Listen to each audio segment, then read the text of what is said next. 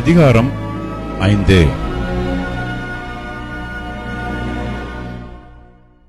பின்பு அவர் கெனேசரேத்து கடலருகே நின்றபோது திரளான ஜனங்கள் தேவ வசனத்தை கேட்கும்படி அவரிடத்தில் நெருங்கினார்கள்.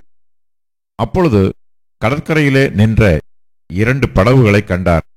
மீன் பிடிக்கிறவர்கள் அவைகளை விட்டு இறங்கி வலைகளை அலசிக் கொண்டிருந்தார்கள். அப்பொழுது அந்த படகுகளில் ஒன்றில் ஏறினார். அது சீமோனுடையதாய் இருந்தது. அதை கரையிலிருந்து சற்றே தள்ளும்படி அவனை கேட்டுக்கொண்டு அந்த படவில் உட்கார்ந்து ஜனங்களுக்கு போதகம் பண்ணினார். அவர் போதகம் பண்ணி முடித்த பின்பு சீமோனை நோக்கி, ஆழத்திலே தள்ளிக்கொண்டு போய் மீன் பிடிக்கும்படி உங்கள் வலைகளை போடுங்கள் என்றார். அதற்கு சீமோன், ஐயரே, இரா முழுவதும் நாங்கள் பிரயாசப்பட்டும் ஒன்றும் அகப்படவில்லை. ஆகிலும் உம்முடைய வார்த்தையின்படியே வலையை போடுகிறேன் என்றான். அந்தப்படியே அவர்கள் செய்து தங்கள் வலை கிழிந்து போகத்தக்கதாக மிகுதியான மீன்களை பிடித்தார்கள். அப்பொழுது மற்ற படவில் இருந்த கூட்டாளிகள் வந்து தங்களுக்கு உதவி செய்யும்படிக்கு சைகை காட்டினார்கள். அவர்கள் வந்து 2 படவுகளும் அமிழத்தக்கதாக நிரப்பினார்கள். சீமோன் பேதுரு அதைக் கண்டு இயேசுவின் பாதத்தில் விழுந்து, ஆண்டவரே, நான் பாவியான மனுஷன், நீர் என்னை விட்டு போக வேண்டும் என்றான். அவர்கள் திரளான மீன்களை பிடித்தது நிமித்தம் அவனுக்கும் அவனோடு கூட இருந்த யாவருக்கும் பெருமைப்புண்டானபடியினால் அப்படி சொன்னான். சீமோனுக்கு கூட்டாளிகளான செபதேயுவின் குமாரராகிய யாக்கோபும் யோவானும் அந்தப்படியே பிரமித்தார்கள். அப்பொழுது இயேசு சீமோனை நோக்கி, பயப்படாதே, இது முதல் நீ மனுஷரை பிடிக்கிறவனாயிருப்பாய் என்றார். அவர்கள் படவுகளை கரையிலே கொண்டு போய் நிறுத்தி எல்லாவற்றையும் விட்டு அவருக்கு பின் சென்றார்கள். பின்பு அவர் ஒரு பட்டணத்தில் இருக்கையில் குஷ்டரோகம் நிறைந்த ஒரு மனுஷன் இயேசுவைக் கண்டு முகங்குப்புற விழுந்து, ஆண்டவரே, உமக்கு சித்தமானால் என்னை சுத்தமாக்க உம்மாலே ஆகும் என்று அவரை வேண்டிக் கொண்டான். அவர் தமது கையை நீட்டி அவனை தொட்டு, எனக்கு சித்தம் உண்டு, சுத்தமாகு என்றார். உடனே குஷ்டரோகம் அவனை விட்டு நீங்கிற்று. அவர் அவனை நோக்கி, நீ இதை ஒருவருக்கும் சொல்லாமல் போய் உன்னை ஆசாரியனுக்கு காண்பித்து நீ சுத்தமானது நிமித்தம் மோசே கட்டளையிட்டபடியே அவர்களுக்கு சாட்சியாக பலி செலுத்து என்று கட்டளையிட்டார். அப்படி இருந்தும் அவருடைய கீர்த்தி அதிகமாக பரம்பிற்று. திரளான ஜனங்கள் அவருடைய உபதேசத்தை கேட்பதற்கும் அவராலே தங்கள் பிணிகள் நீங்கி சௌக்கியமடைவதற்கும் ஓடி வந்தார்கள். அவரோ வனாந்திரத்தில் தனித்து போய் ஜெபம் பண்ணிக் கொண்டிருந்தார். பின்பு ஒரு நாள் அவர் உபதேசித்துக் கொண்டிருக்கிற போது கலிலேயா யூதேயா நாடுகளிலுள்ள சகல கிராமங்களிலும் எருசலேம் நகரத்திலுமிருந்து வந்த பரிசேயரும் நியாய சாஸ்திரிகளும் உட்கார்ந்திருந்தார்கள். அப்பொழுது பிணியாளிகளை குணமாக்கத்தக்கதாக கர்த்தருடைய வல்லமை விளங்கிற்று. அப்பொழுது சில மனுஷர் திமிர்வாதக்காரன் ஒருவனை படுக்கையோடு எடுத்துக்கொண்டு வந்து அவனை உள்ளே கொண்டு போகவும் அவர் முன்பாக வைக்கவும் வகை தேடினார்கள்.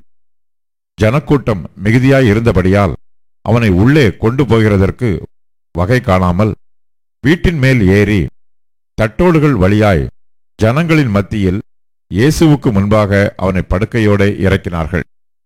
அவருடைய விசுவாசத்தை அவர் கண்டு திமிர்வாதக்காரனை நோக்கி, மனுஷனே, உன் பாவங்கள் உனக்கு மன்னிக்கப்பட்டது என்றார். அப்பொழுது வேத பாரகரும் பரிசேயரும் யோசனை பண்ணி, தேவதூஷணம் சொல்லுகிற இவன் யார்? தேவன் ஒருவரே அன்றி பாவங்களை மன்னிக்கத்தக்கவர் யார் என்றார்கள். இயேசு அவர்கள் சிந்தனைகளை அறிந்து அவர்களை நோக்கி, உங்கள் இருதயங்களில் நீங்கள் சிந்திக்கிறதென்ன? உன் பாவங்கள் உனக்கு மன்னிக்கப்பட்டது என்று சொல்வதோ, எழுந்து நடவென்று சொல்வதோ எது எளிது?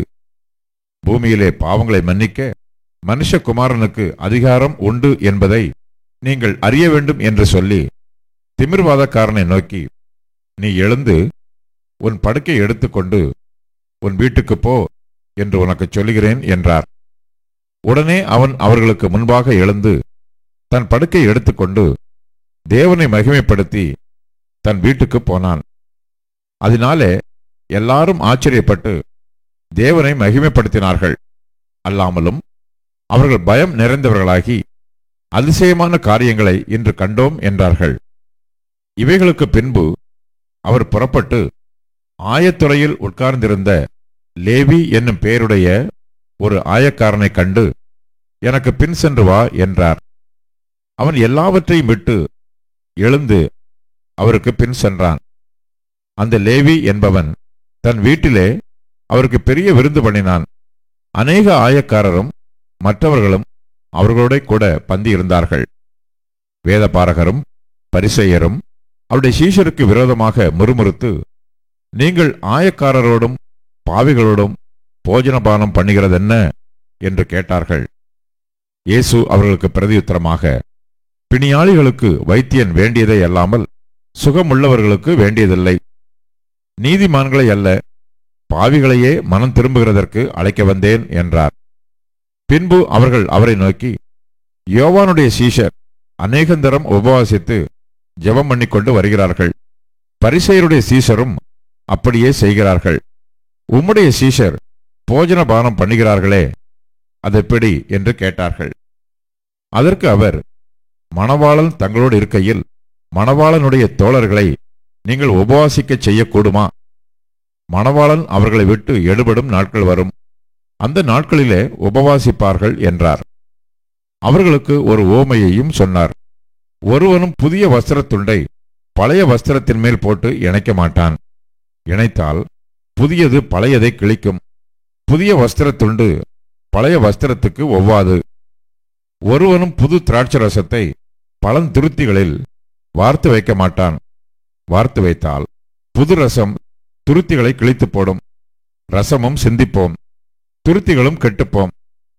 புது ரசத்தை புது துருத்திகளில் வார்த்து வைக்க வேண்டும்.